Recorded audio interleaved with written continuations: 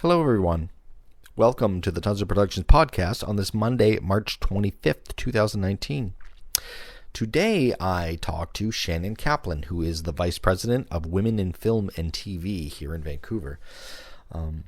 She graduated at UBC for anthropology, specializing in First Nations, and since then has directed a bunch of different shorts and docuseries around that subject.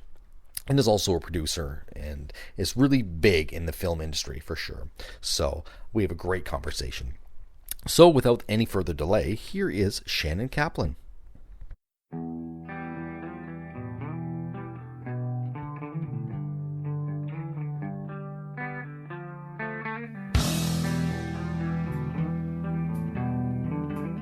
You are listening to the Tons of Productions podcast.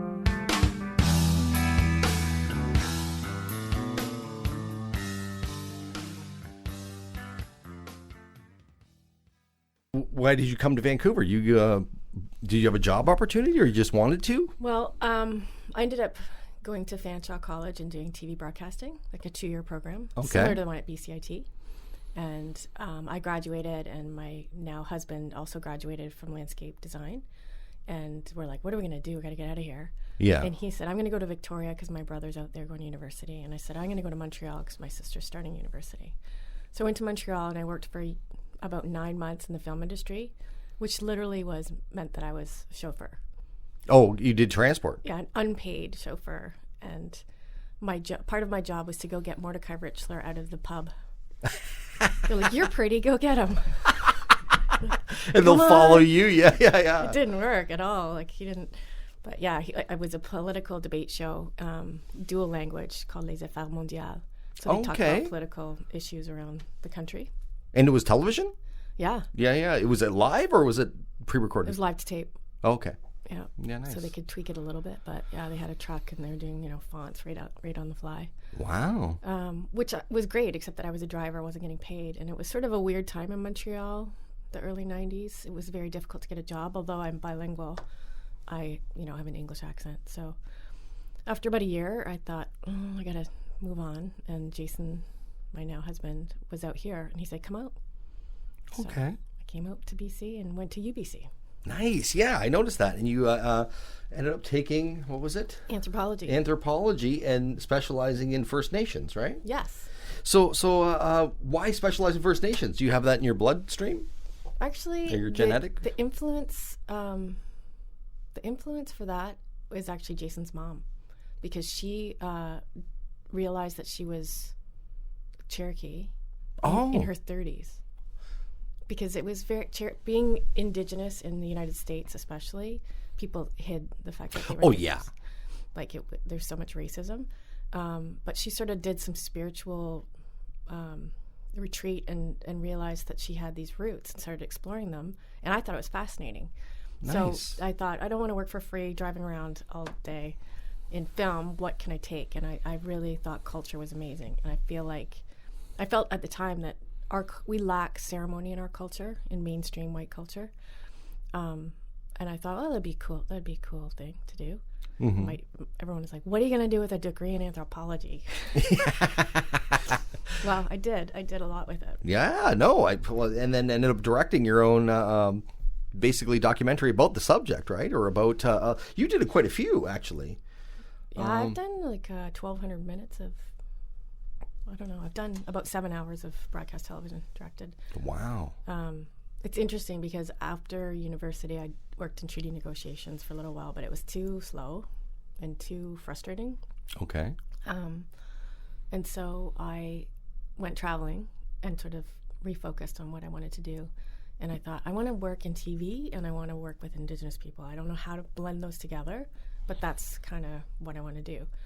And I got back and I saw a posting at CTV at a show called First Story. And it said, do you love Indigenous culture? Or then it was First Nations. And are you interested in TV? Do you like research? I'd just come out of academics. So it was the perfect job for me. It was seasonal. So I worked there off and on for 10 seasons. Wow.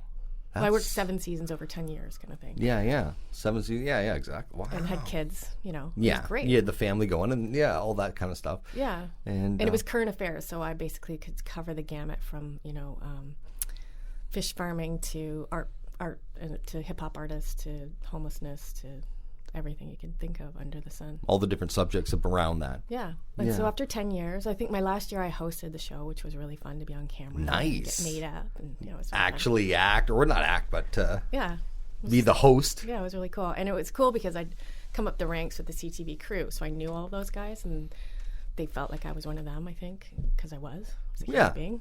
Yeah. So they were super supportive, and they used to joke around, and I'd say that I was a Ron Burgundy. So they'd fool around with the teleprompter, and I would say whatever they put out there because I could trust that they weren't going to broadcast it. But then I set out on my own. I thought I've done what I needed to do here. I've learned a lot. I understand this format, and now I want to grow. So, nice. Yeah. And that's when you got all the information to start your own projects, or people hired you? Because you did... let me put my glasses on. It's horrible. I'm old. You did a documentary on the Adam Beach one. It was the Dreamcatcher one, right? So, I did a documentary series, 6 parts for APTN called Catch the Dream Bios. That's right, yes. So that was hosted by Adam Beach and narrated. And so it was the first iteration of what my latest series that's on air now. It was the first try. But I learned a lot, and basically they're the heroes' journeys. Right. And I just felt like people hear a lot of negative stories about Indigenous people and experience, but they don't often see the beauty of Indigenous culture. Mm-hmm. And so that was the first iteration, was 6 heroes, 6 half hours, 6 distinct characters. And then that went fairly well, and we ended up getting a broadcast license for a second show. We called it the Dreamcatcher Bios. And that was 13 half hours. Wow. So that's on APTN now. Nice. That's sweet. Yeah, and Catch the Dream Bios got picked up by CBC as well, so it's in a second run.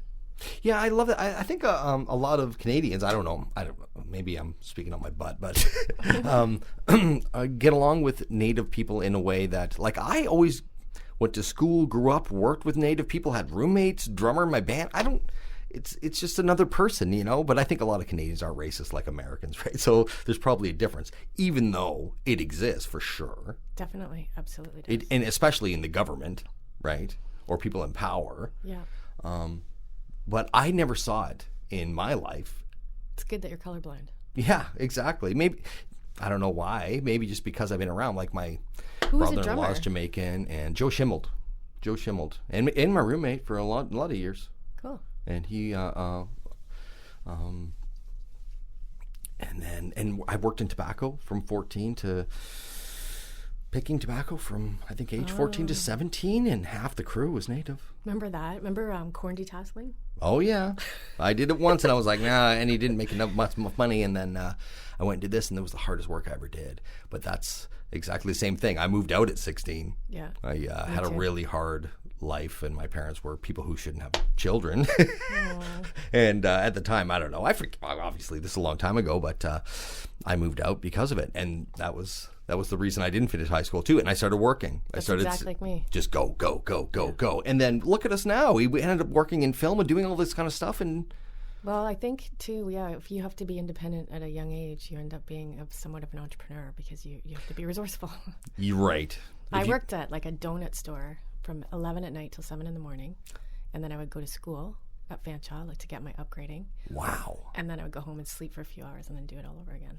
And it was so silly because like London, Ontario is pretty safe, but I was like way out Oxford East by myself at a donut store. The 16-year-old girl. Middle of the night. Making donuts. Wow. Never eat donuts. Don't eat donuts. They probably do. Yeah, no, don't eat donuts. But they probably don't do that today. I bet you, well, because of all the stuff that has happened since then. Yeah. You know what I mean? All the laws that have changed, all the things that have changed. It's amazing. Now, I don't know. Not. I hope not too, but I know, like when I was a kid, kids were beaten. Yeah. No one paid attention. There's no seatbelts. There was a lot of things that are today. We're over-regulated in some ways. Yeah, exactly. So, anyway, we're getting off topic. Yeah. So when did you go to film school? Before this or after this, or did you you went to Langara, right? Yeah, so what I did was in London, I went to Fanshawe College to do upgrading because at 16 I'd had a baby. I kind of lost all my friends and sort of my status, and I felt like an adult, so I went to like an upgrading course at college, which was great for me because then I could just be an adult and move on. And then I transferred into a TV broadcasting course. It was just 2 years, and I just loved technology. To me, technology is amazing. Oh, it is. And the fact that the transaction between art and technology is something that I think will be in my life forever. So I did film school. You know, it was more broadcasting school than film school. Okay. Yeah. So and I feel like further to that, you know, it's an exciting time with technology. And back when I did TV, you were either in TV or you were in film, and it was like this dichotomy. So you're either high-class film person or you're this low-class video tape person, right? And I kind of always felt like that. Like, I'm not really a filmmaker.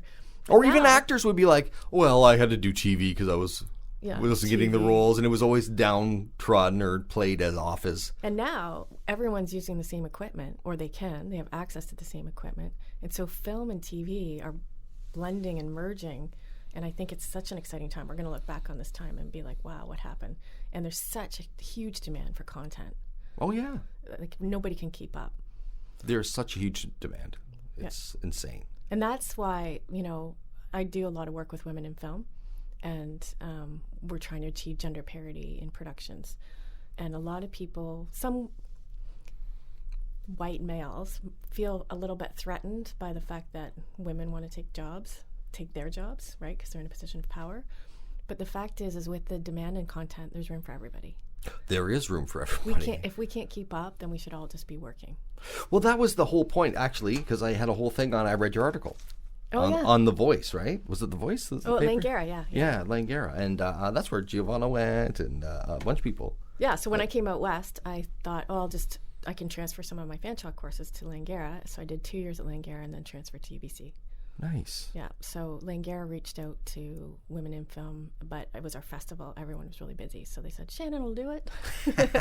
Yeah, okay. I was happy to do it because I'm an alumni at Langara. So. Right. It's a great school.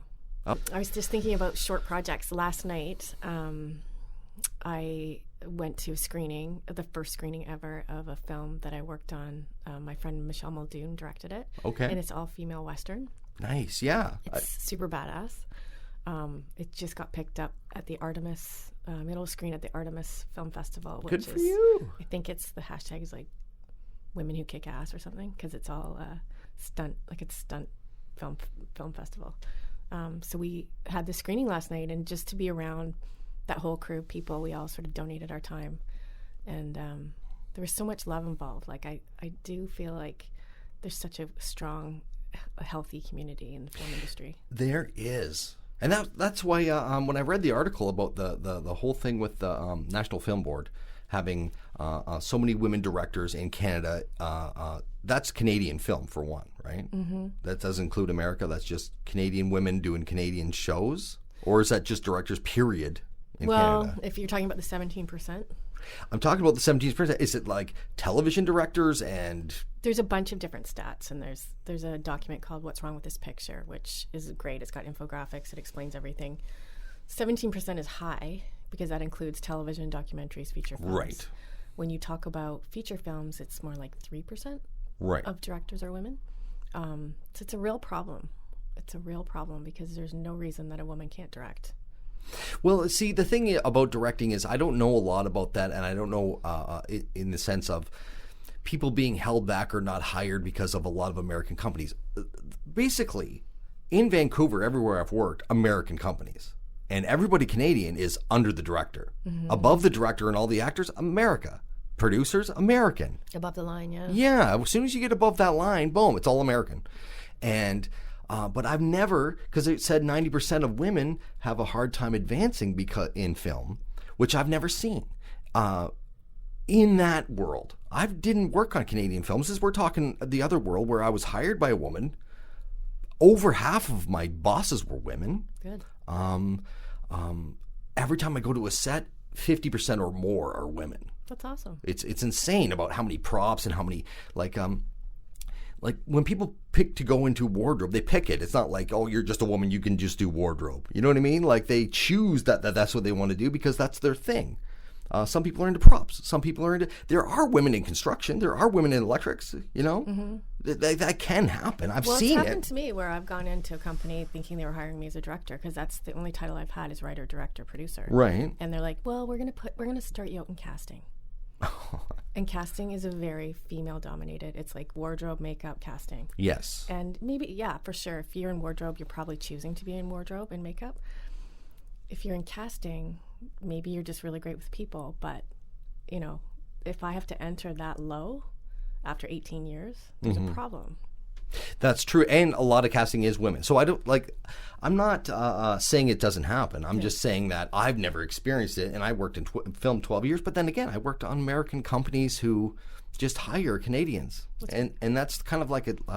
We're the production service industry for Hollywood. Basically, yeah. And create all these different things. And that's what also blows me away about the Canadian content being noticeable that it's Canadian. Why? We do all the stuff for American. We can't do it ourselves. We do it continually. And then, as soon as it's Canadian, the lighting's bad and the writing isn't great. And what? You know? Yeah. I'm not saying every Canadian production is bad. I'm just saying that for a lot of years, you'd be like, it's a Canadian production. It's not as good. There's not enough money behind it or whatever, you know? Yeah, it'd be interesting to go through all the top 100 films and look at not just gender parity, but how many people are Canadian that are running those shows. Yeah. Maybe not running those shows, but basically supporting the shows. Deadpool, Godzilla, huge. And animation, too, is huge here. It is. And I got friends on that, too. But I love the family. And that was the whole point of this podcast, was to bring all of the film industry across Canada together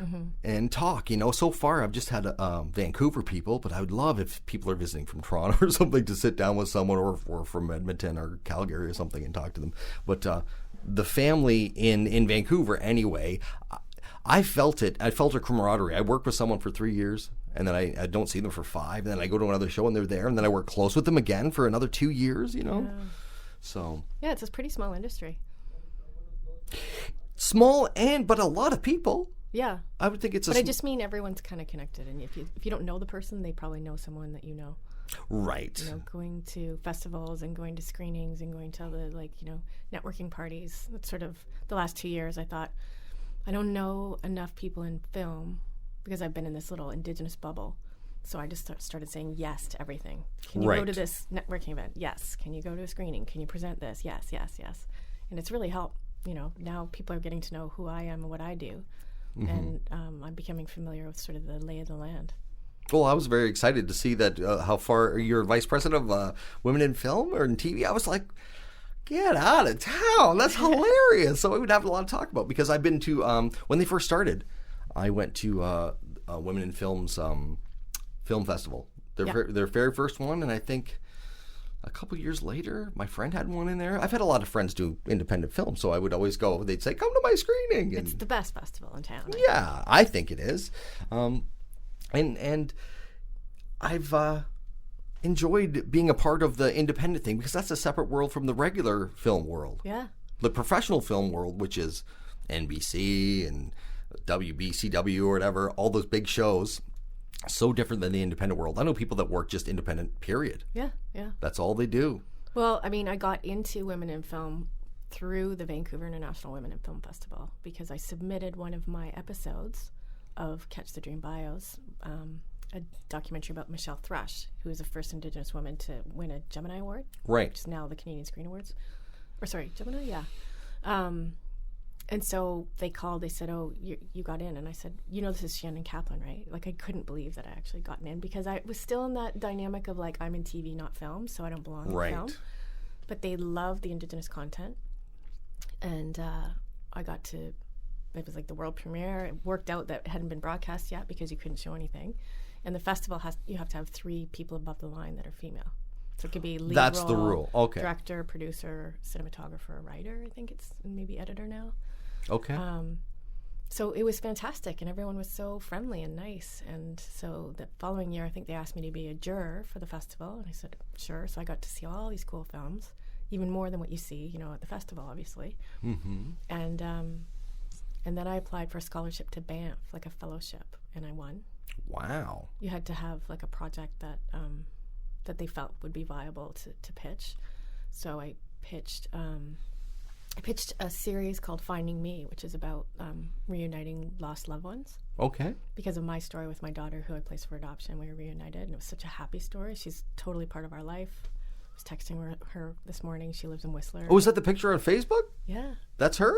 The one that, yeah. Your daughter that Elise. looks just like you. Yeah. It's insanity. I had to enlarge the picture to tell which is you and which is her. Oh, that's so funny. That's hilarious. Yeah, so... well, and it's a little thumbnail. You can't, but I'm like, oh my God. Yeah, she's amazing. Nice. So the series didn't go anywhere. It was sort of at the height of Big Brother and Survivor, and they weren't looking for true documentary. The industry was looking for reality and exploitive kind of projects. So like, yeah, get me in the maternity home with those pregnant teenagers. Like, no, you're missing the point. That's not the kind of show I'm trying to do. Right. So I'm still pitching that. But I got to go to Banff, felt like a total badass, came back, and then they asked me to run for the board and went straight to the executive. So I was a secretary for 2 years, and then now I'm vice president, entering, I think, my 3rd term. Wow. That's wild. That's wild that you moved up like that with... Well, I've been doing board work since my days at Langara. Oh, so yeah. I sat on the student council at Langara, and then they created a youth position. So I had the first ever youth position on the board of directors of the college. Oh. So they wanted to make sure that there was a seat at the table for the board of directors and someone who's advocating for students. So ever since then, since the early 90s, I've sat on a board of some sort. So yeah, you knew what you were doing, and they were like, let's get Shannon in here. What the hell? Which is great. Yeah, governance is pretty cool. I mean, it's always been my volunteer position, but governance is important. And it turned into a job. Well, yeah, it's still a volunteer job, but... it's still a volunteer, okay. But it's given me so much back, the work that I do in the industry and advocating for women and celebrating women. Nice. And as a vice president, I don't have to be as part of one committee. Like other people are just advocacy or they're just celebration. We do 18 different programs a year. But as vice president, I can kind of like float around. So I might be the hiring committee for a position. Or there was an opportunity to partner with a tourism organization to host an Oscar party that we did. And it was amazing. It was so fun. It was on a rooftop bar, 360-degree view of downtown. We had red carpets. Everyone was dressed to the nines. It was a 3-course meal. We had the ballads. It was so fun. So I got to just do that. And we raised a bunch of money for the festival. Nice. Yeah, it was really fun. So cool. I like projects. If you're in film, you like to shift gears and change. Well, what was the other board you were on as well? You were telling me we couldn't. I just joined Real Causes. Real Causes. So that's an organization that screens 4 times a year, and it's cause-based. So we've screened Indigenous films, and then you have there's 2 parts to it. So you screen, and then we'll have an organization that's doing work in the field. So we did a film. An Indigenous film, and then we had Reconciliation Canada come and talk about truth and reconciliation. Or I think we had the Dr. Peter Center come, and we did a BPM, which is about AIDS. We have, I think we're doing I can't remember the name of it. I think it opened VIFF last year, Anthropocene. Oh, okay. And it's an environmental film, so we're looking for an environmental organization to come and partner and talk. So the Q&A is basically with a panel doing work in the field. I see. So it's Real Causes. Nice. Yeah, so I sit on that board. I also sit on the board of directors of Awesomeness Theater Society. And that's my good friend Bob Fraser, his ensemble, which is less work because he goes through waves where he's doing projects and then he's not doing projects. So sometimes I get really busy, and then other times it sort of levels out. Nice. Yeah. So other than that, you do your own projects as far as filming or whatever? Yeah, I'm working on a series that I'm not allowed to talk about. Okay, yeah. About artificial intelligence. That's all I can really say. Okay. I signed a non-disclosure agreement. That's a really good hot topic nowadays, well, like AI. I told you, I love technology, so yeah. I feel like I have like a master's degree in AI because I spent all day researching, and I know the players, and I'm starting to understand about neural networks and machine learning, and it's amazing. I think that the 2 top Google searches on AI are, is a robot going to steal my job? And the privacy issues around like facial recognition and all that kind of thing. Right. Well, we're already at that point with the cell phones, with your face recognition on an iPhone. Yeah. Then it goes through your home. Oh, I think that all these pictures are probably of that person. It's so funny. Or the whole thing about Ancestry, or what's the other one called? 23andMe. 23andMe, and then you send in your DNA, and then they just collect your DNA. Yeah, it's true. What? And then if one of your kin murders somebody, they'll come to you because they'll see DNA and they'll be like, "Hey, where's that guy?" Yeah, which is wild. I know. So it's gotten to a point where it's taking over in a sense, I guess. There's a lot of good. Right. Yeah. Yeah, and I agree with that, especially with a lot of the things that I've noticed in my life that just make things like, okay, convenience is one thing. Mm-hmm.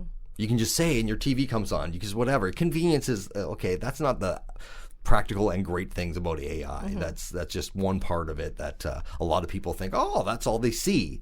They don't know. You mentioned medical. I mean, medical is huge. Safety is huge. There's convenience. Environmentalism, Oh, there's a lot of different things. It touches all of humanity, or it has the capacity to touch all of humanity. Or even space exploration. Mm-hmm. You think about, the first rockets that went up there were less powerful than an iPhone. I'd love to come back in the fall after the show's aired, and I could talk about it. Oh, yeah, definitely. A million stories that I can't talk about. Yeah, no. Let's drop this subject anyway. Okay, so did you do any more subject? Let's go back to the women in film in Canada, because I was really interested in that, because like I said before, I'm not against it or anything. It's just I worked with so many women and had so many women in my film career, not career, but what I did, that it was shocking to think that, oh my God, these people aren't advancing. I've seen tons of women advance. I've seen tons of women, go ahead in different departments and in what they were passionate about, and mostly because they. How many female cinematographers have you worked with? Well, that's what I mean. When you get up to director and cinematographer, DP, producers, and that kind of thing. Positions of power. It is where that's where I've worked with a lot of Americans. Mm-hmm. So I don't know the Canadian thing. Well, here's a cool thing. So, I mean, there's stats out there. I could talk about that forever, but anyone can look it up. Mm-hmm. I like to think about things in a solution capacity rather than complaining. Is it a point in saying that's a problem? Like, okay, I let's fix it. I really know the problems, and I've lived it in my career. Right. But I went down to the American film market in, I guess it was November, in the fall, and saw a presentation by Women in Film LA. And they have a new certification program. They've partnered with Sundance and IMDb to basically, they have a certification program called Reframe. And so there's it's a sticker or a stamp. So if a film reaches gender parity, then they get a sticker on their IMDb page, and Sundance is advocating for it. And then they also have like a 7-stage work plan. If you wanted to have gender parity in your film or in your production company, here are the steps on how to be not only gender inclusive, but look at diversity as well. So inclusivity and diversity. And I love that. And I would really, really like to, I need help, because I want to start bringing that up and developing a Reframe certification in Canada, particularly because we're the service industry for Hollywood. Yeah. So if Hollywood's doing it, I think that we should be doing it as well. There's racism in Canada, like we talked before, but it's not near the level. So I think that this is something that could probably be implemented easier than in America, because it's all guns and fighting and racism and it's a little generalized. I know, but I mean, everything we see in media, and a lot of people think that because of the American media they see, that's the same here, which is we're in Canada. It's a different story. Donald Trump is not our leader. No. But there is racism and exclusion in Canada. Oh, sure. There is. Don't get me wrong. I mean, as long as there's human beings, there will be racism and there'll be exclusion. That's just likely, usually, well, so far anyway. I don't know, but thank God I've worked with people that weren't like that. Yeah. And it didn't matter if you were, like, really when it came down to film. This is my take on it. It comes down to being able to do the job. Yep. Being able to stand for 15 hours. Being able to, like in the article too, there was Jill, was it Carter? Jill Carter was a scriptie for years and then has become a director for the last couple of years exclusively. That's what she does, even though she directed over the years and built up just like anybody else does. And she did 23 years of scriptie. You know what I mean? Like, it takes a lot of years to build yourself up to get to the point where you could get hired. Because anybody can just start a documentary. That's the other thing that's a myth, that you can only be a director if someone hires you. I could be a director right now. I can just whip out my iPhone or my cell phone and be like, oh, and I'm the director, and lay myself like that. And anybody can do that. But it's the big companies and the big corporations that hire people, right? And it's also based on budget. Yeah. And if someone's good enough, it didn't matter. For me, it didn't matter if you're a man, a woman, a gay, transgender. It didn't matter. Can you do the job? Well, can I make sure that gate is going to be locked at 3 o'clock? I don't care what the color of your skin, your gender, anything, you know? Well, that's good to know, and that you should be doing some hiring then. But the fact is that big budget films, there's such a small number of women in power in big budget films. Right. So like NFB is amazing, and they've achieved gender parity because they do smaller budget documentaries. Yes. And that's where women tend to get the jobs, like the small, I'm doing short documentaries in television. So there are more female directors in television. Not on the big shows necessarily. There's a couple. Wonder Woman was the big one, right? Yeah. But for years, Hollywood said, oh, well, you know, we want to see a white male fight and whatever and win. And that's what white males in power want to see, white men on screen. And so there's this test you can do for that sticker that I told you about, the reframe. If you have on screen two women that are talking to each other, not about a man, then you can pass the test. And not a lot of films can. Oh, no. I'm sure. One film, what's it called? One film, they talked about lipstick, and so it passed the test. But the rest of the dialogue was generally about a man. Two women fighting over a man or talking about a man. It's insanity. It is. When it comes down to different stories and whatever. But the technology is getting so advanced that anybody now, like the National Film Board, it was 17%, but the 2018 to 2019 said it was 48%. Yeah, well, they did an announcement a couple years ago at the Vancouver International Women in Film Festival saying 50-50 by 2020. Nice. And they're moving towards that. But a lot of the, telefilm is making promises. Lots, we're trying to basically pressure the CRTC to have a checkbox for diversity and for women, and to make sure that there were 51% of the population. So 50% of that money should be going to women. Right. In production. It's about a dollar value, more than just positions. In film, I can't remember who told me this, but I think it's like, the first day of film school, they're like, do you want to tell someone else's story or do you want to tell your own story? Right. And that's the thing about Vancouver. We're thriving in the service industry, but we're telling other people's stories.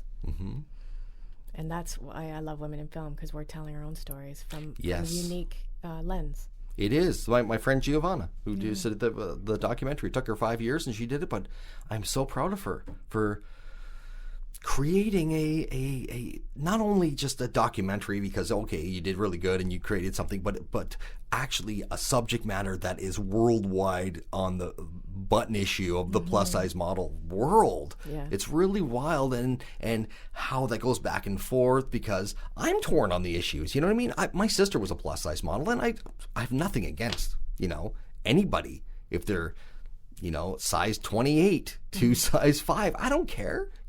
A big, huge guy to a thin little guy. I don't care. Everyone does their own thing.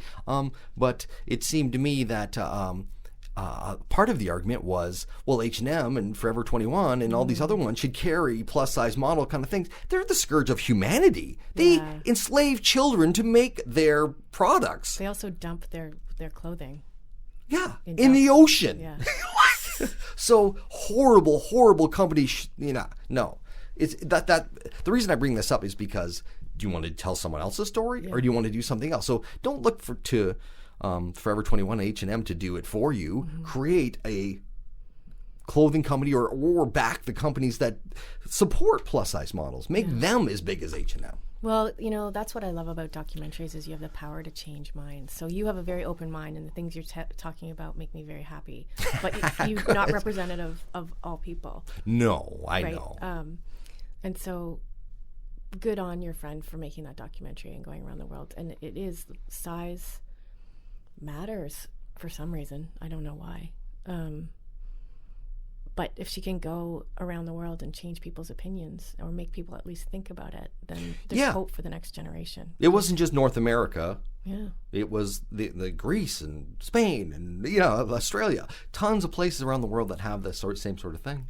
Well, I'm sure lots of cultures covet a larger woman.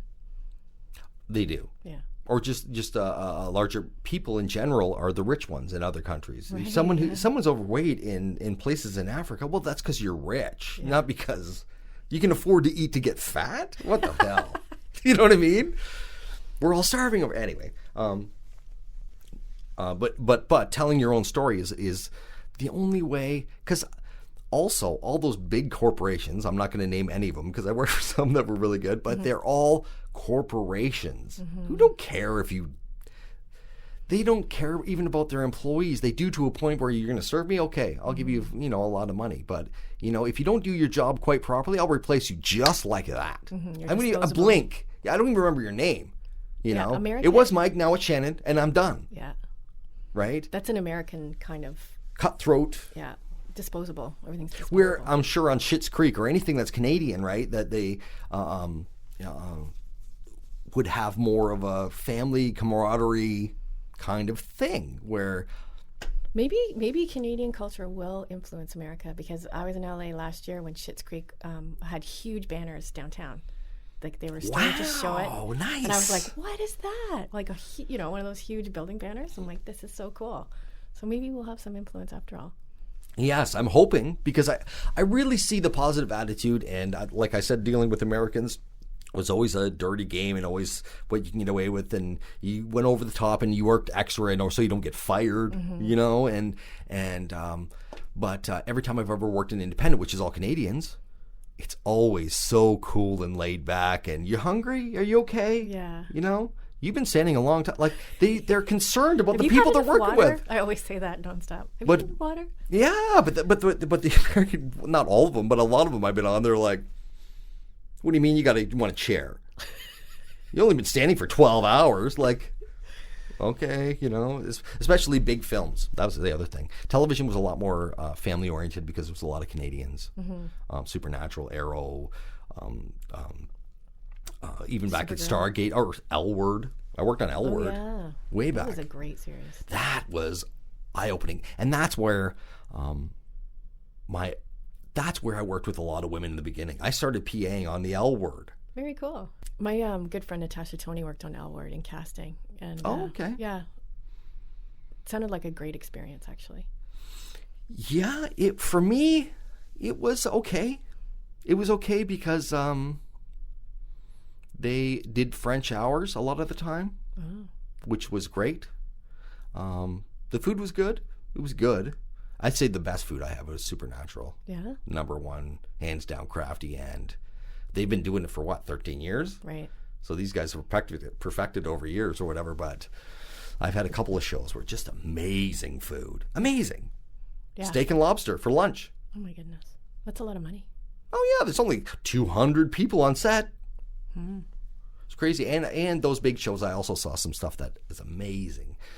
Even though it's man-driven, that industry is man-driven up from America, but they had some stuff, guys from New Zealand training horses in front of me to do this thing, and they had one shot where it was a unicorn would chase a guy down and then stab him through his back and his chest with the unicorn horn. So he had to have two horses that looked the same. One was charging the guy and then stop on a dime. Wow. And I prepped. So I all day I watched this horse went full gallop within 300 feet and then came to a stop. And full gallop and then comes to a stop. And did it over and over all day, which is... I have a horse story. Oh, yeah? Nice. Okay, so our Western. So yeah, you did a Western, so you must have been around horses, yeah. Last Stand to Nowhere. I'm actually allergic to horses, but I was we knew that we were going to be shooting in the spring last year, and in January I helped organize a workshop for women in film, centered around the publication of the 5th version of the Producer's Workbook. So Women in Film wrote this book, and now it's just become a digital edition. So we've come into the digital age. Yeah. But we did a series of workshops that went from pre-production to post-production. So each chapter was every stage of production. And we had producers of like all the different genres come in and talk about, on this show this happened and here's what we did.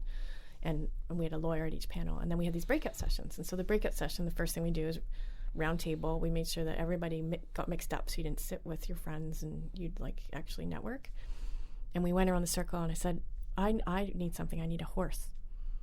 And this woman sitting right beside me, Ariana, says, I have a horse. I can get you a horse. I'm like, wow. What? You can give me a horse? Yeah. She lived in the Okanagan. She said, if your director will mentor me, because I have a script that I'm trying to sell or produce. And so I talked to Michelle Muldoon, the director, and she said, absolutely, no problem. So my friend, she's now my friend, we went for dinner last month, drove down from the Okanagan, her big-ass truck, went to the racetrack at Hastings. Right. Picked up the horse, brought him out to Maple Ridge. Everyone was freaking out about the horse. Oh, no doubt. And he was beautiful, and he actually starred in Elf, so he might be the biggest star in the film. That's my horse story. Nice. Yeah. So, and you loved working with the horse? It was... Well, it's just cool. It was just like, again, that family, you ask around and somebody that doesn't even know you says, yeah, I'll drive down and wrangle this horse for you. She's a massage therapist of horses. So wow. And the whole film is sort of premised of the Wyatt and the Earps fighting over this horse. Okay. So we really needed a horse for this film. Like, you couldn't really animate it. Right. So yeah. Everyone should check it out. Last Stand to Nowhere. I will, for sure. I'll check that out. That's awesome. And is there a lot of fighting, a lot of like all Western style, like It's a short film, but there is we have our stunt coordinator is Maya Aro. Okay. She works quite a bit on all the shows, the big shows that are in Vancouver. And yeah, we do. It's not a huge fight. Well, the end is a fight scene. It's a gun scene. Okay. And we had this Thunderbird group out of somewhere in the interior, down the valley, who taught the ladies how to shoot. Okay. They went to the shooting range and they pulled out and they're like fastest gunslinger. And actually, in their club, their fastest gunslinger is a woman. Oh, wow. So they taught them how to like flip the guns around and throw it in and, do the tricks. Train them. And they were at the screening last night, these nice people from the valley in their country outfits. So awesome. cute. Yeah, that's cool. It's really amazing to watch all the stunt world too and see all the stuff that goes into it. Yeah. I have friends that obviously that got into stunts, and some of the stuff you witness is just mind-blowing. You think, really? That's what you do all day long? Plus, you make a lot of money. It was at Smallville. I worked on Smallville one time, and one of the stunt doubles did this jump where she jumped from the roof and then pirouetted off the first story balcony, and then landed on a bunch of boxes. They had cardboard boxes for her to land on. Right. And she jumped on practice. Probably I watched her 30 times. Wow. Before they got to her. So they were filming in the studio over here. This was outside, and she kept doing it and doing it and doing it. I kept watching, and then eventually they paid her so much for doing the practice, and then because it was broken down like that, and then they paid her, I think it was $5,000 to jump. Wow. Every time she did it on camera. Good. And she jumped probably, I watched her jump it over 10 times. So over $50,000 for that. Wow. And she was 21. Do you remember Charlie's Angels? Oh, yeah. So I always loved their stunt scenes were like so obviously a guy with a wig. Yeah. So bad. I was always like, why is it a guy? Like, can't women do that? Run down the street and like flip over a car? Mm-hmm. Sure, they should be. But, Wonder Woman and Bionic Woman and Charlie's Angels, like that was my women TV. Like, do I see myself? I'm Kelly for sure. Well, it's totally different compared to nowadays when the Charlie's Angels just came out with Drew Barrymore and stuff. Just came out. Well, there's a new one coming out. They're shooting a new one right now. Oh, okay. Yeah. And that's all women stunts, right? So excited. Yeah, it's going to be cool for sure. Yeah. Lots of good films coming up. And things are opening up as far as all the white male isn't the bottom line anymore, and it's getting to a point where everybody's doing their own shit, which I'm really glad for, because I'm a white man and they represent me. That's crap, I don't want to be lumped into with these clowns, Yeah.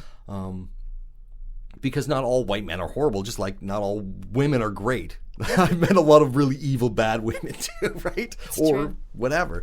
So we're all humans, but I think the way that this movement has to go down is that men have to get on board. And I mean, I have a son who's 14, and I'm pretty sure he's a feminist. Like, I'm trying to raise him to be respectful to women and to consider women equal.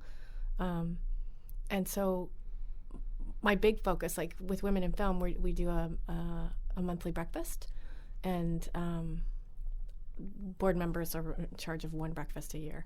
So in April, I'll be doing one, and I'm going to do it on allies.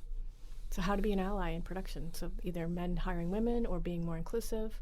And so I want to have a couple of speakers to speak to positive things they've done in the industry. Right. To help other people. Like, there's very simple things you can do to help encourage a woman's career.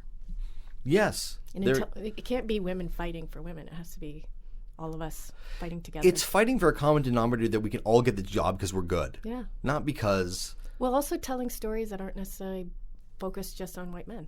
Yeah, true. I love white men. My husband's a white man. My dad's a white man. Exactly. My son's a white man.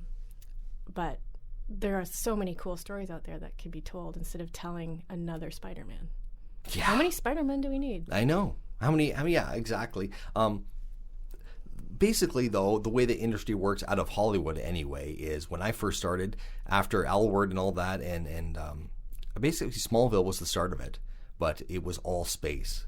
I worked on Stargate Atlantis, then Stargate Universe came out, and there was also we had what was it, Battlestar Galactica filmed here, and all these different shows that were space, and then it just turned into superheroes or zombies. I forgot about the zombie phase. Zombies. It turned into zombies, then superheroes. I think maybe the next one might be ghosts, because I think people like something that's anthropomorphic, that's like a human-ish, but that's scary. Right. Right. But then a lot of the documentaries are just based on problems. When I go through Netflix and I look through all the documentaries, 80% are murder. Well, they murdered her, and they found her body, and that's the whole thing of the documentaries, right? It's always based on problems, and what's true. There's no positive documentaries, really, or not none, but not many. That's a good point. Well, usually it's it's about social change. Like, often it's somebody doing something for a reason, and so you're usually trying to make a point and try to maybe change public opinion about things. But I think you can tell stories in a way that also uplifts. Like my series, Dreamcatcher Bios, is about unique, amazing individuals who happen to be Indigenous, who overcome seemingly insurmountable barriers like poverty or abuse or racism to become at the top of their field. So they succeed, and then they give back to their community. So it's like this hero's journey, kind of like Luke Skywalker. Right. So it starts with a problem, but I'm hoping that at the end of the episode, everyone feels super inspired and uplifted. Right, because it turns out, there's a solution to every problem. Yeah, and so you can kind of manipulate your audience's emotions. Oh, yeah, definitely. Like you do in music, Yeah, and make people feel, especially, but then they have to be a really good artist that does a documentary like that and changes and changes people's emotions and makes them really fucking pay attention is someone who's really good at directing and writing as well, Well, you have to, it's... Because I've watched documentaries where it falls apart and you're like, okay. You have to have structure. And I mean, when I was during the Women in Film Festival, I was like, oh, it's like the characters are great and it looks good, but the structure, I can't follow the story. I don't know where you're going. I don't know how this connects to that. And so to me, structure, it's an art form, but if you need a roadmap, and that's why I like the hero's journey, because it's like I go in every day first, before we start shooting anything, I'm like, I draw the circle and I show this is where we are. And so at every scene change, we're like, hey, here we are in the circle. So everyone in the crew, everyone. That's smart. In the PA, everybody, they know where we are in the story. And not be confused or not. Well, because a lot of times there was James Earl O'Brien who worked with my friend Giovanna doing that thing, and he was telling me that you had to have focus groups to watch your film as well, because there's a lot of times you go back and the same subject, And a lot of times the audience will be like, you're beating a dead horse. You already talked about this issue. Now you're coming back to it? Yeah. They'll check their phone. They don't care. You know what I mean? Oh, yeah. And as soon as you break someone's attention, it's done, right? So I think a lot of that was the importance of a focus group, especially with documentaries or anything like that, where you want to keep people's attention for a long period of time. Yeah. But yeah, I love docs. Yeah, I love documentaries. Me too. If it's positive or has an uplifting thing. I'm really getting sick of this murder. Well, we call it murder porn. Ooh. Yeah, it's called. Well, that's what me and my friends call it, and because it's all based on murder and where they found the body and how it worked. And can you believe that they did this? And yes, of course. And these stories are also 1986. You know what I mean? This girl's body was found in 1986. It's usually a woman that got murdered. Sometimes it's a woman killing a guy, but it's mostly a guy killing a woman. Yeah. Out of jealousy or something, but it's ridiculous to me because it's not entertaining. But a lot of people love that. They eat that shit up. Oh yeah, a lot of people that's why people like car crashes and reality TV. They just want to see someone fall apart, and I don't get that energy. I just don't understand it. It's so negative and it's so destructive. It is. I had a person I worked with. He came out, actually was a person that I met through a friend, and they said, oh, hire this person to come do camera for you when you're doing your indie. So I was like, okay. And they came and they said, oh yeah, we do Vancouver. For my full-time job, I work as a Vancouver housewives camera guy. Yeah. That show. And I'm like, what? I'm like, okay. I don't even know if that's still going because I don't watch those shows, but there's a new one. Oh, is there? Yeah. But I know a couple people who've worked on those, and I've heard so many crazy stories. But he told me how it worked because it was different. I've worked in film for a long time, so I just assumed they all work the same. But no, it's basically they give you a loose kind of storyline to follow, and they say, you're mad at Jenny, and you got to say behind her back what a bitch she is, and then you make up at the end, and that's the whole storyline. Yeah. And then when she says, oh, that bitch Jenny does da da da da da, and they're like, let's do it again. Okay. That bitch Jenny, she should have. Yeah. Oh, you forgot to say that she's wearing the same dress as you. Do it again, right? And that's do it again. And you got to get it ramped up and refocused. Yeah. And then the editor just takes the best parts because it could be the first rant part of it, and then the later rant kind of thing. And I don't know. It's very foreign to me. Well, I was like, whoa, that's weird. And I have children, right? So, like, if you think about what children are watching and how not only on TV and film, but like on their devices. It's kind of scary if that's what they think, being a mom and being a woman and being wealthy, if that's what their life is, that I'm hoping they're not going to aspire to that. Well, I've heard there's so much porn on the internet and children are watching that so much that they expect all women to be like that when they have their first sexual experience. Yeah. Well, they expect it to be like a porn star. To be dominated by a man, yeah. Not only that, but have the bleaching done, have the hair removal, have the breast implants, have everything that a porn star would have. If anything that's different, what's this? They think it's weird or whatever. Perfect. Right. Yeah. But that's only because I never watched porn until I was in puberty, maybe, and then I stuck a VHS tape or a magazine when I was a kid, But kids now, you have to stop them from watching porn or whatever, what's this at a young age, and it's everywhere on devices, on phones. It's insanity. Yeah, the access to media is. I can't wait till for 10 years from now to look back and go, what a crazy time that was when all these smartphones came out. It's completely changed our culture. You go to a restaurant and everyone we could have a romantic dinner and we'll just be looking at our phones. Yeah, not even looking at each other. I don't get it. And the conversation is, did you see this on Netflix? Did you see this on YouTube? This guy put this video out. Yeah, look at this meme. Yeah, and it's ridiculous in that sense. So you have to, but we come from a generation that is what it was like to know what it's like to live without the internet and out smartphones. And that is our saving grace. Remember, it's like, let's meet on Friday night at the park and be like, oh shit, I'm late. How am I going to find those guys? You couldn't text them. My kids are like, what, so you couldn't text your friends? I'm like, no, it's like you had to be there or figure it out or get home to your phone with a cord.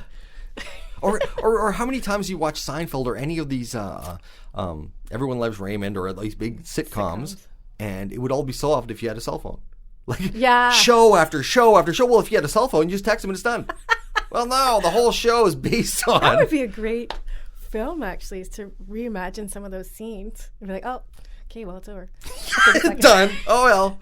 It was like, well, that was a problem before, but now it's Look not at a all problem. this time we're saving. Yeah, exactly. Oh my gosh. But the one good thing about media too, though, is like my kids will know the news when I get up. They'll be or have already been like briefed on the news, and I'm thinking my kids have critical thinking skills, so they can take in the media they're getting and sort through what's bullshit and what's real.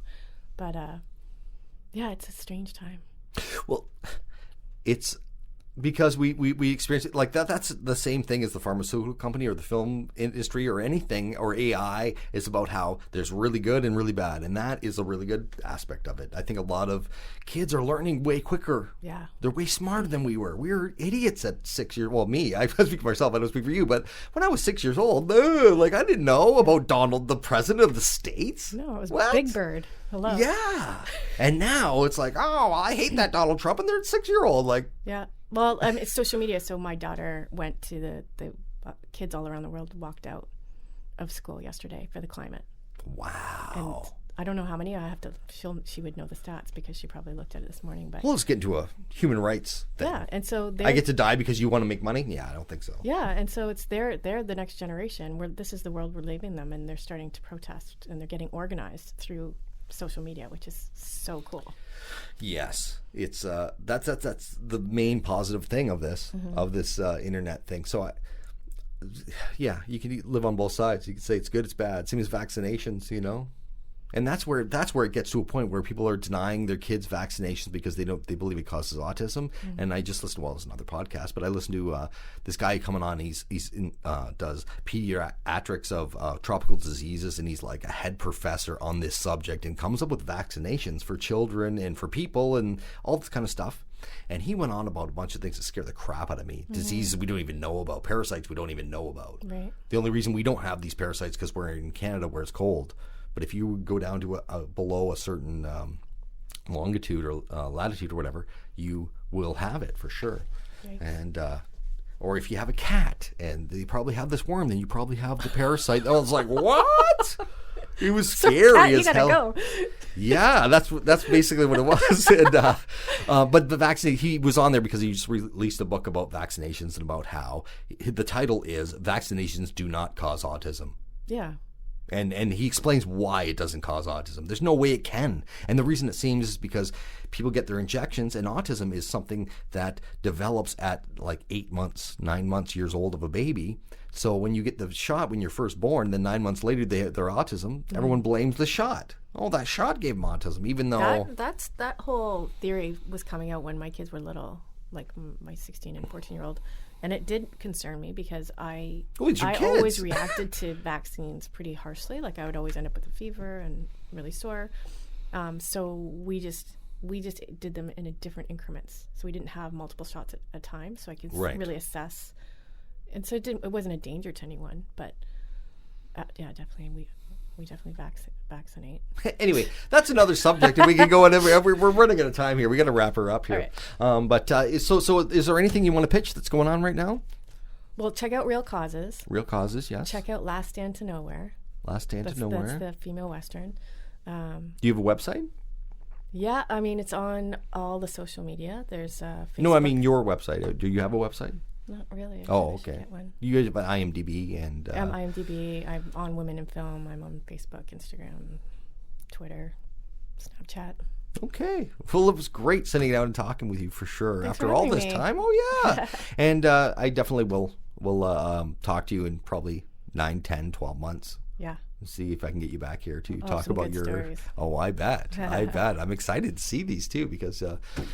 but also thank you for setting me straight about the women in film kind of thing because you're the top of the food chain in that subject, and I really need to know about it because like I said, I didn't experience it, but you've shown me and how it can be improved, and it's more of a solution-based thing than it's like pointing a finger and saying you're wrong and I'm right. It's changing. I'm super hopeful that Me Too's helped propel it. Trump has honestly helped propel it. He has. His stupidity, so people are talking about it now. See, that's it. Well, we can keep going, but that's the other thing about Trump is everyone talks about how horrible he is and whatever, but really he's forcing change, being such a fucking jerk off. Yeah.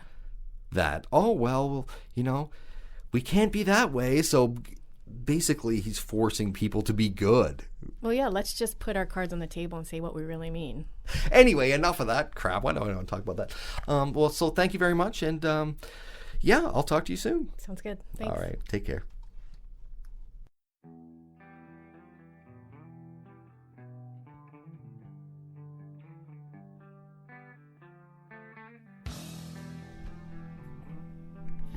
Wow, that was fantastic. Shannon really knows her stuff, and I love talking to her for sure. Sadly, next week I will not be joining you. I have to take a break from this podcast for a while due to my medical condition and other personal issues. And, you know, I've interviewed so far a dozen amazing, stellar people who deserve all the recognition that we could give them. There are so many other people in the independent film industry and professional film industry that it just blows my mind, the excellence and the work ethic and expertise I've seen. It's unbelievable. So hopefully I can return and give you some quality interviews with people who deserve it. I'm totally intrigued by what these people do, and I love to look into the separate worlds around that make one big huge industry. It's really cool. So thank you for tuning in and listening to all of these great people, and hopefully I have more coming for you in the future. So take care, and yeah, I'll talk to you soon.